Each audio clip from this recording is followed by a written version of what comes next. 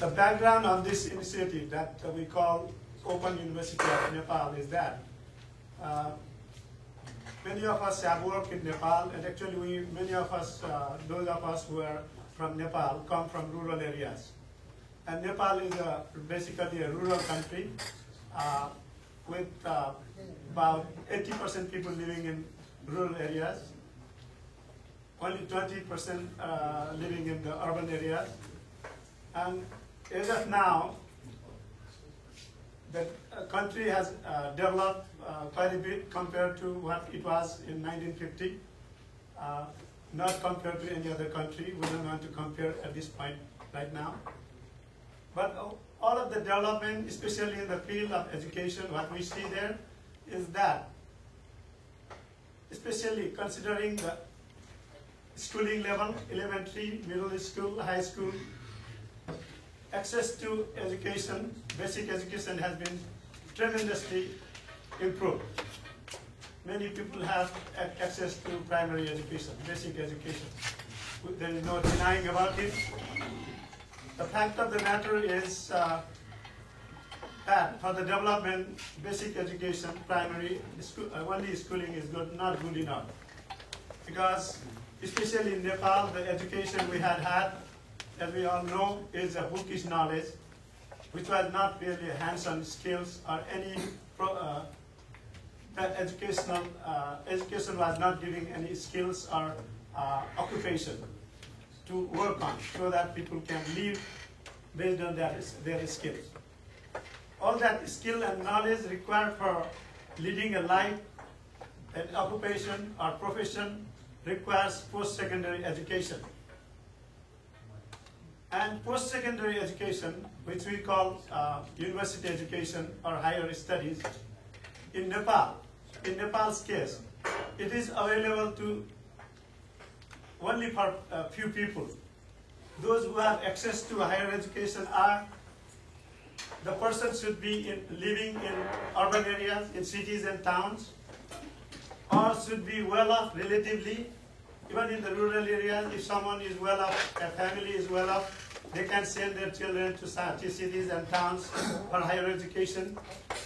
Or there are only a handful of people from the rural and disadvantaged people who can, due to their extraordinary, out of the ordinary performance in academic performance, they could make it to the towns and cities and universities, get admission with scholarship. So these are the only people who have had access to higher education in Nepal. That leaves behind more than 2/3 of the population without access to higher education. That means, who are those people?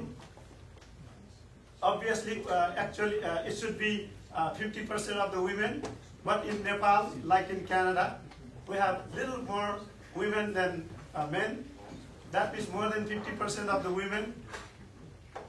A majority of them are left behind. 80% of the people living in rural areas are left behind. And there are many, Nepal is traditionally classified into many class and caste groups, which are very hierarchical in terms of social, economic, and political standing in the society. The people at the lower level, lower stratum of the society, are left behind. So that leaves us pretty much more than 2/3 of the people having no access to higher education. And until the grade 9, I studied in a high school in Nepal, in a district called Palpa. Palpa has been known for education for a long time. Palpa, even then, my school, 2 of my teachers were actually high school dropouts. They were failing in SLC, and they were teaching us science. That is the situation of even schooling. That means most of our school teachers don't have trained teachers. And I have had in my slide, I couldn't present this morning, in one of my slides I have shown some statistical figure from Ministry of Education and Culture, which shows that 30% of the high school teachers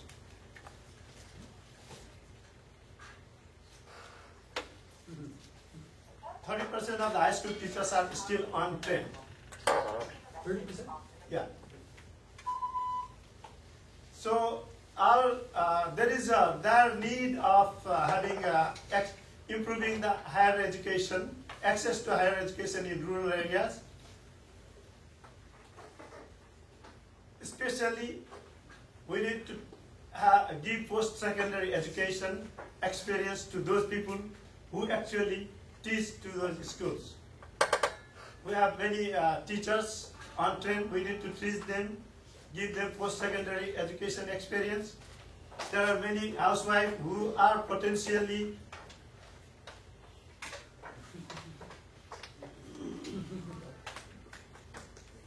thank you. I'll not go to all the slides anyway. Giving that background, what it is, mainly we wanted to increase the access to education, higher education in Nepal, and the idea came up how to get there. The access to higher education was not there because of many barriers to having access to the education.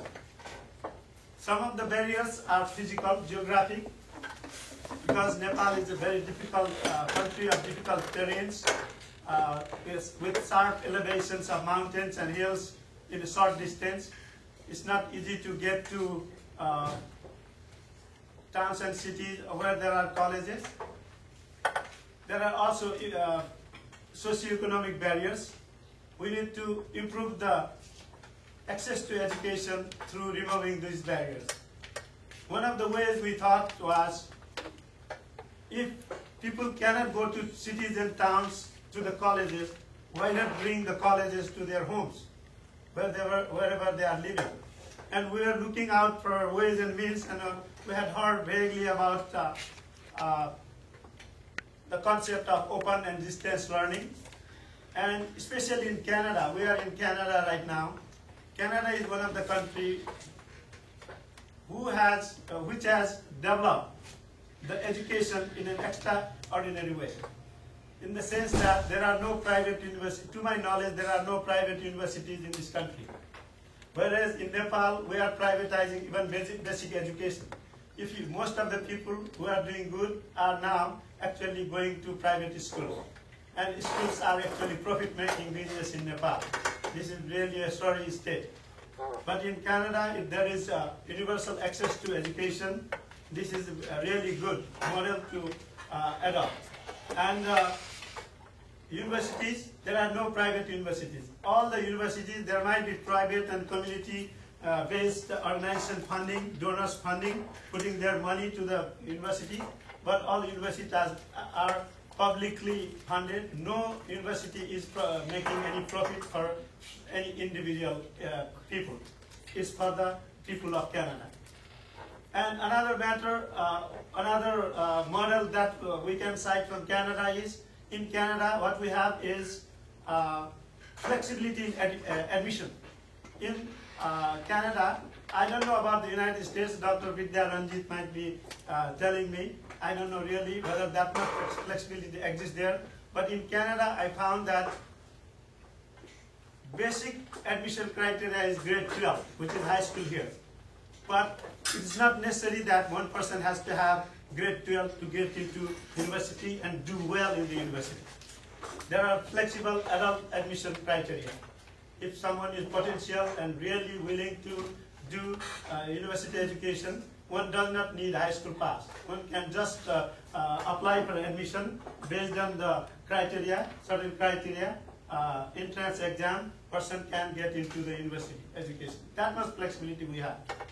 I don't know how much it will be possible to replicate that model in Nepal, but we need to have some certain flexibility in order to give those people, especially let's talk about the high school teachers in Nepal. We are not even high school graduates. They are teaching in high school.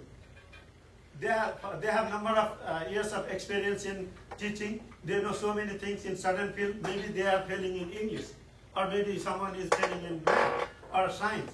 But they are very good in culture and history, teaching history.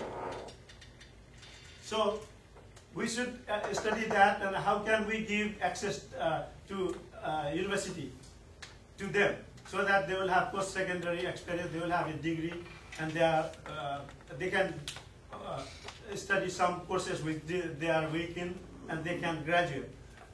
So that sort of flexibility is there in Canada. We can replicate, we can borrow some ideas from there. Another thing is, third item I want to mention is, Canada has a national university which is basically open university. I'm talking about Athabasca University, which is the only dedicated open university in Canada, even though other universities also have many distance degree programs, distance or open programs, but that is the national university. And that university, usually when we talk about open and distance learning, we used to hear that घर बैठे degree कमाइए or something like that. If there were some kind of advertisement from Indian institution. That kind of degree is actually not distance learning. It is buying of certificates. You can pay the money and get the degree at home. That's easy. You don't have to study. But here, Canada's Athabasca University is not like that. It is as equal to any other university, just like Carleton. Standing of Athabasca University is no less than Carleton University. Even though in Canada, what it is, almost all universities, each university has some specific areas which they excel. Carleton is good in some areas. University of Ottawa is in good in some areas. Waterloo is good in computer and mathematical modeling, that sort of thing.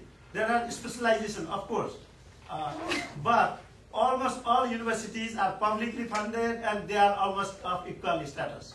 That much I can say. There are no Harvard here, so there are no Oxford. They are almost like equated. Equity exists in educational institutions in Canada. That model also we can borrow. Another thing is, the Open University is not a degree-buying university. It is as good as any other university. And we have talked to Dr. Fritz Panikuk, who is the president of the Athabasca University. What he says is, our goal is to give everyone access to higher education, removing all the barriers to them, and facilitate them to earn the degree. But in terms of standard and accreditation, I can tell you, it can be described in one sentence, which is, you can get in, but you are sure to get in, but you are not sure to get out. If you do not live up to the standard of the university, you cannot get out with degree. That much accreditation and standard is maintained. So world quality standards also should be maintained in terms of education. Otherwise, you cannot be competitive. We open an open university, later on it doesn't meet up to these standards, then it will be considered as a degree-buying university. That we don't want to happen. We want to have flexibility through the non-conventional approach to admission and access and facilitations for acquiring the degree programs, but at the same time meet the same standard. I will not really take much time, but I will go through some of the slides of the idea, some of the examples. If I press this one, it will end the show. Return. I'm not going there.